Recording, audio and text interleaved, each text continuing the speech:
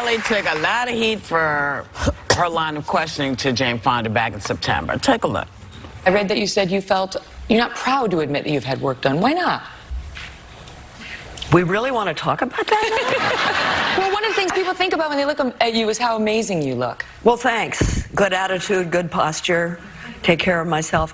But let me tell you why I love this movie that we did, Our Souls at Night, rather than plastic surgery. Back to that. So she's mentioned, Jane has, several places now, how uncomfortable that was. But yesterday, Megyn Kelly defended herself. She said Fonda's been very candid about her surgery in the past, and she didn't stop there. Take a look. I have no regrets about that question. Nor am I in the market for a lesson from Jane Fonda on what is and is not appropriate. After all, this is a woman whose name is synonymous with outrage. Look at her treatment of our military during the Vietnam War. Many of our veterans still call her Hanoi Jane. Thanks to her radio broadcast, which attempted to shame American troops. She put her plastic surgery out there. She said she wanted to discuss the plight of older women in America. And honestly, she has no business lecturing anyone on what qualifies as offensive. Nor do you. Wow. Nor do you. I mean, really. Do you want to talk about... To drag the Vietnam War into a plastic surgery conversation is a real stretch, Megyn, okay? And also, why are people more angry with Jane Fonda about the Vietnam War than they are with Nixon and LBJ and people who lied about the war and sent boys as cannon fodder to that unjust and filthy war? It amazes me how you can focus on Jane Fonda.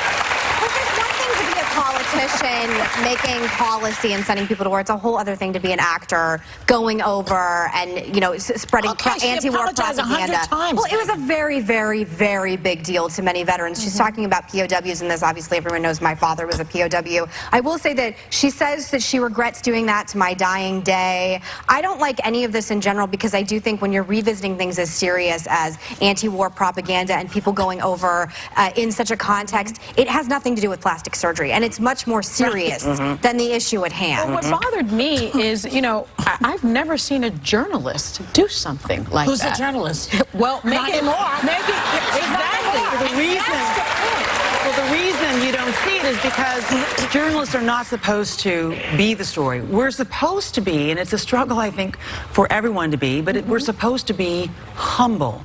We're supposed to use whatever time we're given to shine a light on other stories. I mean, there are so many stories that we're not covering, and to take time with this feels exactly. Jane should have just said to her, "And how much work have you had, bitch?" Can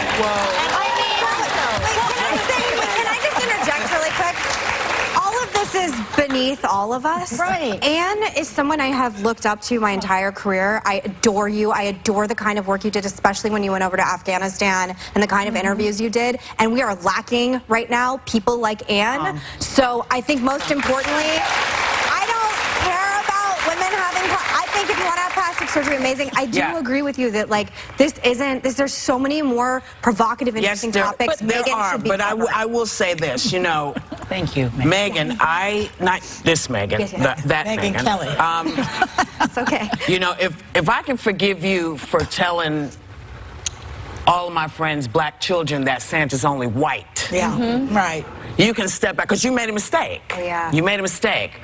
We all make mistakes. You got to lighten up, babe. And Jane made a mistake. Jane made a mistake, and she's copped to it. Right. And to her dying day, as she has said, that will haunt her to her dying day. She's aware. Believe me, she knows how Fox News has used that. And how it's portrayed her. She knows, okay? And she's doing her best. But for you to do that is so not you. And not only is it not her, it is not the Today Show. I mean, Anne, you were a big part of the Today Show. That's not the Today Show. Well, she is part of the Today brand. It's Megyn Kelly Today at 9 o'clock in the morning. And she is now the highest paid anchor at NBC. And given what has happened at NBC, given what happened with Matt Lauer, and how bad is this for NBC at this point? What Megyn said, are you saying? Yeah, what Megyn did, and just the culture there. I think it's really, the decision is really what the viewers will accept or not accept. I think that there is a feeling listening to some of this, and not only are we living in a time, but also we're witnessing in what we saw yesterday a certain amount of meanness that I think is meanness that which we should not tolerate. We are all.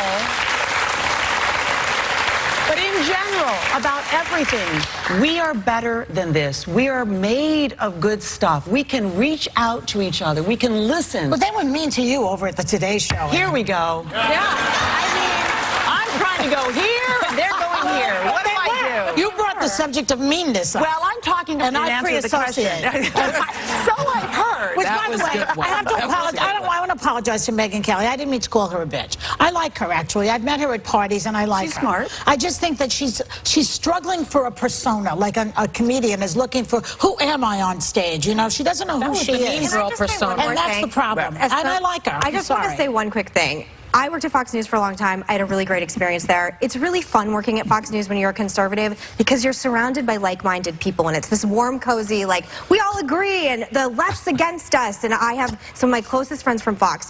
When you leave the Fox bubble and you decide to do network, let me tell you, I'm experiencing it myself. It can be a rocky, rough road. Yes, but the point, and as you know, Joy, but I love you, and I'm still waiting to get drunk with you, and I don't know why you haven't done that with me. Why not? But I just want to say that it's important to show a perspective, and I'm so disappointed she doesn't do politics anymore, because I think it's important to show a conservative perspective on network television, and I think that's where she's lacking. Or just interview people, and the interesting interviews maybe she could do. I mean, I could program that show. She's better than this. Are you surprised at this trend? Not to beat a dead horse, but you said that you were verbally abused. Let me at take NBC. that stick from you. Yes. Because we do have to go. Oh, we'll be right back.